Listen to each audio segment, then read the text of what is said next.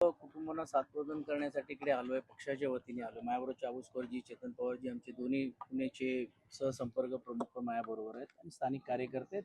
एक सात्वधन करत असताना निवळ फक्त सात्वधन नाही, पण वस्तुस्थिती पण त्यांच्याकडनं जाणून घेऊन आगामी काळामध्ये जो अधिवेशन होणार आहे त्या अधिवेशनामध्ये पण या प्रश्नाच्या वरती आम्ही सरकारला आणि प्रशासनाला जाब विचारल्याशिवाय राहणार आहे. त्याला कारण असं आहे की आमचं एक शिष्टमंडळ आता जसं आज सर्वांना भेटण्यासाठी आलं तसं माननीय आयुक्तांना पण भेटणार आहे. पण सर्व कुटुंबाशी चर्चा करत असताना हा काय धंदा नवीन नव्हता, वर्षानुवर्ष चाललेला आहे.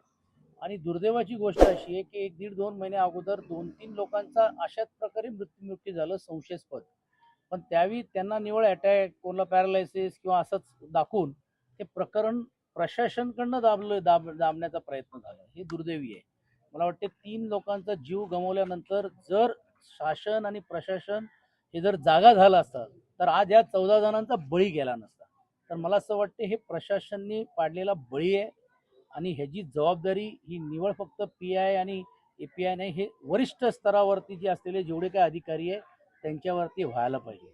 आणि म्हणून या बाबतीत माननीय मुख्यमंत्र्यांना पण मी स्वतः पत्र लिहिणार आहे आणि आम्ही मागणी करतोय की या मुख्यमंत्री सहाय्यता निधीतून पहिला ह्यांना आर्थिक मदत या कुटुंबांना देणं गरजेचं आहे. कारण काहींचं 1 वर्षाचा मुलगा आहे, काही 7 वर्षाचा आहे, काही आता मुलगी कॉलेजला चाललेली आहेत, काही 17 वर्षाची आहेत. म्हणजे यांचा पुढचा जीवन सवरून कोण करणार? कारण काही लोक कार्पेंटर होते, काही इलेक्ट्रिशियन होते, जे त्यांच्या हातावरती जे काम करणारी ही जी कष्टाने काम करणारी लोक आहेत आणि अशा लोकांचा बळी गेल्यानंतर पूर्ण कुटुंबावरती आर्थिक आणि एक सामाजिक प्रश्न निर्माण झाले आणि म्हणून ती मागणी आम्ही करणार आहोत.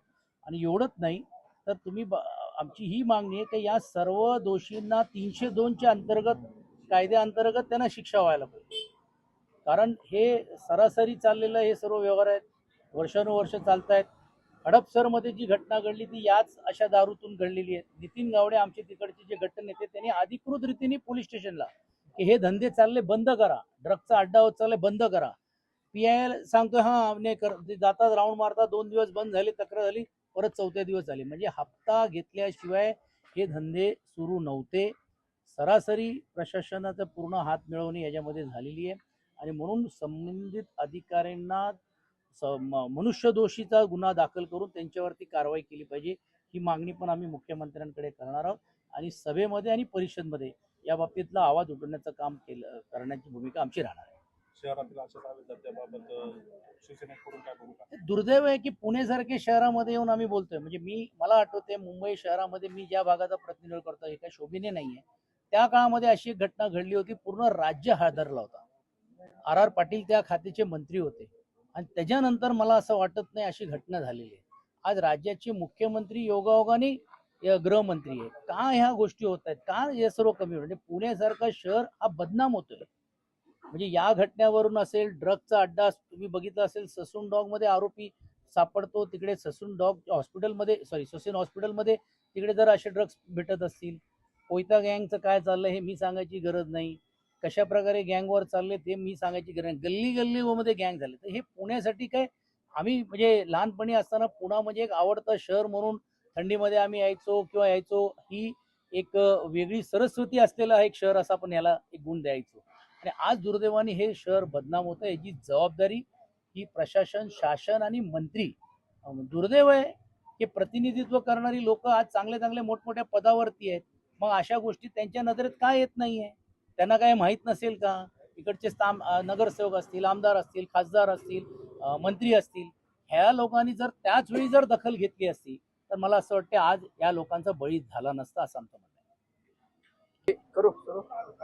कालची दुर्दैवी घटना या फुगावडी परिसरात घडलेली आहे. 14 लोकांचा त्यामध्ये जीव गेलेला आहे आणि त्यासाठी आज आमचे सचिन भाऊ अय्यर, आमचे संपर्क नेते या ठिकाणी आलेत आणि आम्ही प्रत्येक घरात व्हिजिट केलेली आहे. त्यांचं सांत्वन करण्याचा प्रयत्न शिवसेनेच्या माध्यमातून आम्ही केलेला आहे आणि सगळे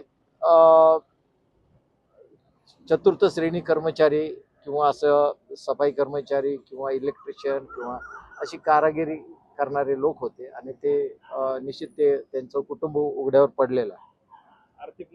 आर्थिक मदतीच्या बाबतीत आम्ही निश्चितपणे मुख्यमंत्र्याकडे आता भाऊंनी आश्वासन दिलेलं, पण या ठिकाणी त्यांना नोकरी लावण्यासाठी जे काय महानगरपालिकेमध्ये ठेकेदार पद्धतीने जे संस्था काम करतात त्यांच्याशी ऑलरेडी मी बोललेलो आहोत, भाऊ बोललेले आहेत.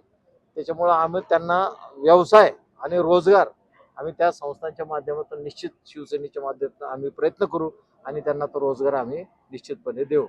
चांदोरकर भेट दिली आहे आपण आपल्यामध्ये काय भावना आहे? खरं तर आज आमच्या पक्षाचे नेते आणि पुणे जिल्ह्याचे संपर्क प्रमुख माननीय सचिन भाऊ आहेर यांच्या समेत आम्ही सर्व पीडित कुटुंबियांची भेट घेण्यासाठी आलो होतो.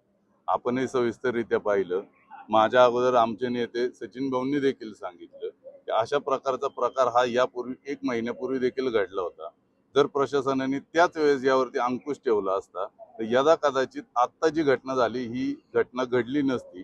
ज्यांनी आपले दुर्दैवी बळी ज्यांचे गेले त्यांचे बळी देखील आज या ठिकाणी गेले नसते. आणि फक्त एक पोलीस अधिकारी आणि 6 त्या खालचे जे कर्मचारी होते त्यांना निलंबित करून या गोष्टीवरती पडदा पडणार नाहीये.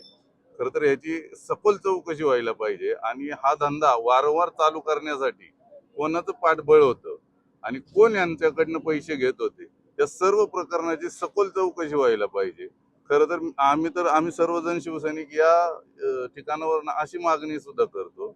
ज्याप्रमाणे आपण गुटखा वगैरे खाल्ल्यानंतर ज्याप्रमाणे गुटख्याला या महाराष्ट्रात बंदी आणलेली आहे त्याचप्रमाणे जर आपण दारू हातभट्टी तयार करणाऱ्यांवरती जर कारवाई केली आणि त्यांना जर जामीनच मिळणार नाही अशा प्रकारची जर कारवाई केली तर भविष्यात असे प्रकारची हे घडणार नाही, प्रकार कधीच घडणार नाही. शहरात आर्थिक मदत 1 लाखाची जाहीर केली तर किती वाटते? मी आता तेच सांगितलं. आमचे नेते होते सचिन भाऊंनी देखील या ठिकाणी सांगितलं की त्यांचं देखील उद्धव साहेब आणि आदित्य साहेबांशी चर्चा करून हाऊसमध्ये हा प्रश्न उभारकीस करून मुख्यमंत्री सहायता निधीतून सर्व पीडितांना जेवढं सहकार्य करता येईल तेवढं करण्याचा ते प्रयत्न करणार असून पीडित कुटुंबियांपैकी कोणाला सरकारी नोकरी असेल किंवा कॉन्ट्रॅक्ट बेसवरती नोकरी असेल ते सर्व मिळवून देण्याचं आश्वासन त्यांनी या ठिकाणी दिलेलं आहे. यापुढे शहरात हा?